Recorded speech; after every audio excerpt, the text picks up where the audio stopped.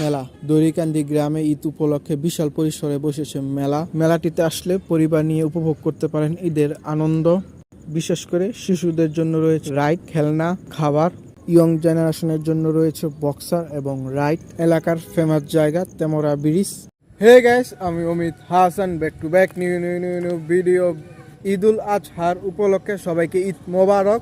আজকে আমি যাচ্ছি ইসাখালী তেমরা ব্রিজে এবং ব্রিজের ওই পার ওইখানে বিশাল পরিমাণে মেলা বসেছে, ওই মেলাটা দেখতে এবং আপনাদেরকে দেখাতে। এবং আমি এখন বর্তমানে আছি রূপগঞ্জ নয়াপাড়া গ্রামে। আমি এখন দাঁড়িয়ে আছি শীতলক্ষা নদীর প্রায় কাছে। এটা হচ্ছে ইসাখালী তেমরা ব্রিজে ওঠার জন্য এই রাস্তা দিয়ে যেতে হয়। ব্রিজের এই পার থেকে ব্রিজের ওই পার পর্যন্ত যেখানে মেলাটি বসেছে, মানে দড়িকান্দি গ্রাম। তেমরা ব্রিজের নিচে ছোট পরিসরে কোরবানি পশুর হাট বসেছিল। আমি এখন আছি ইসাখালী তেমরা ব্রিজের উপরে এবং ব্রিজের অন্য পাশে রয়েছে একটা সিমেন্টের কারখানা। এই জায়গাটিতে মূলত ইট, বালু, সিমেন্ট, পাথর মিক্স করে গাড়িতে করে বিভিন্ন জায়গায় নিয়ে যায় এবং এই জায়গাটা পড়েছে সামনেই ব্রিজ। শীতলক্ষা নদী বরাবরের মতোই শান্তশিষ্ট দেখা যাচ্ছে এবং দুই পাশে ভিউ অনেকটাই সৌন্দর্যময়। ব্রিজের অন্য পাশে অন্যরকম ভিউ, দুপাশে রয়েছে মালবাহী জাহাজ। নীলটিনের যে দোকানগুলো দেখতে পাচ্ছেন, এইখানে মালাই চা পাওয়া যায়, যেটা অনেক সুস্বাদু। তো আজকে হচ্ছে ঈদের দিন, তো সেজন্য আজকে ব্রিজে তেমন পরিমাণে কোনো মানুষজন নাই, যেহেতু ঈদের দিন মানুষের কাজ থাকে। মেলা, গ্রামের মেলা সবসময় অনেক সুন্দর হয়ে থাকে। মেলাটার আগের মতো নেই, এখন অনেকটাই আধুনিক রূপ নিয়েছে। ব্রিজের উপর থেকে দেখা যাচ্ছে মেলাতে অনেক মানুষের সমাগম এবং মানুষ অনেকটাই আনন্দ করছে এই মেলাতে এসে। আমি এখন আছি ব্রিজের শেষ প্রান্তে, যা দড়িকান্দি গ্রাম নামে পরিচিত। এই জায়গাটিতে সন্ধ্যার পর সবসময় মানুষের আনাগোনা থাকে, বিশেষ করে শুক্রবার আরও বেশি হয়ে থাকে। মেলাতে ঢোকার পরে একটা অন্যরকম আনন্দ ফিল পেলাম। মেলাতে প্রচুর পরিমাণে ভিড় এবং প্রতিটি দোকানেই রয়েছে মানুষের কেনা বেচা। আমাদের সময় এই খেলনাটি ছিল না, এখনকার বাচ্চাদের এই খেলনাটি খুবই পছন্দের। আমাদের সময় ছিল নাগরদোলা, এখনকার মানুষের পছন্দ হচ্ছে এই নৌকা। বিশেষ করে এই খেলনাটি দেখলে আমারও মন চায় উঠতে, সেজন্য বয়সের দিকেও খেয়াল রাখতে হবে। এখনকার ইয়ং জেনারেশনের জন্য বক্সার, নিজের টাকা নষ্ট করে শক্তি পরীক্ষা করা, এই খেলনাটি এখন বাংলাদেশের মধ্যে ভাইরাল। সব মেলাতে এই খেলনাটি পাওয়া যায়, যার নাম বক্সার।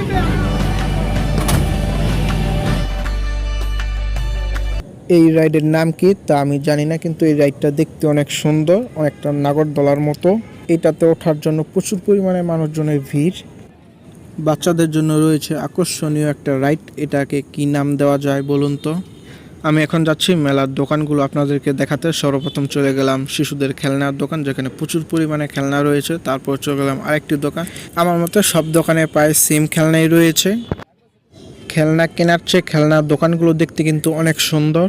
তারপর চলে গেলাম বন্ধুর পছন্দের জিনিস কসমেটিক দোকানে। দেখতে পেলেন অনেক কিছু রয়েছে, মাথা থেকে শুরু করে পা পর্যন্ত যা কিছু লাগে সব কিছু রয়েছে এই দোকানটিতে। বন্ধু কত কিছু পছন্দ করলো, কিন্তু দেওয়ার মানুষ নেই বলে কোনো কিছু কিনতে পারলো না।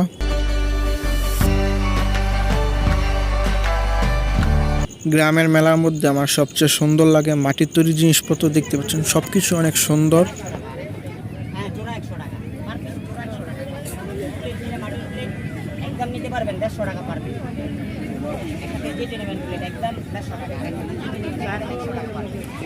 এই দোকানটিতে মাটির জিনিসের সাথে রয়েছে শিশুদের খেলনা অনেক কিছু এবং শোপিস, ঘড়ি, অনেক কিছুই আছে। হঠাৎ কারেন্ট যাওয়ার ফলে বাইটির মুড অফ হয়ে গেল। এগুলো হলো উঠতি বয়স ছেলেদের পছন্দের কিছু জিনিস, ব্রেসলেট, হাতের রিং, চুড়ি, আরও অনেক কিছু।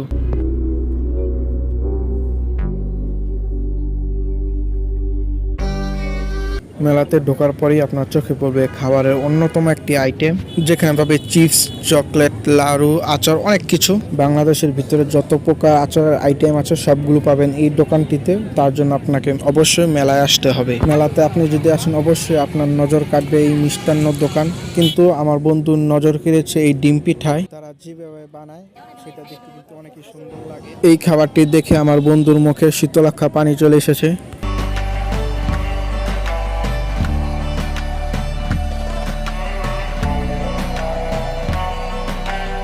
তো আপনারা এখন দেখলেন আমি এখন কেক ডিম খেলাম, যেটা খেতে গেছে একদমই বাজে, আমার কাছে একদমই ভালো লাগলো না, কিন্তু সজীবের কাছে অনেক ভালো লাগলো সেটা। এখন সন্ধ্যা হয়ে গেছে, মাগরিবে আজানও দিয়ে দিছে। ভিডিওটা যদি ভালো লাগে অবশ্যই লাইক, কমেন্ট, শেয়ার, সাবস্ক্রাইব করবেন। তো গাইস বিকালের পর থেকে সন্ধ্যার পর্যন্ত মানুষজনের আনাগোনা গাইস অনেকটাই বেড়ে গেছে।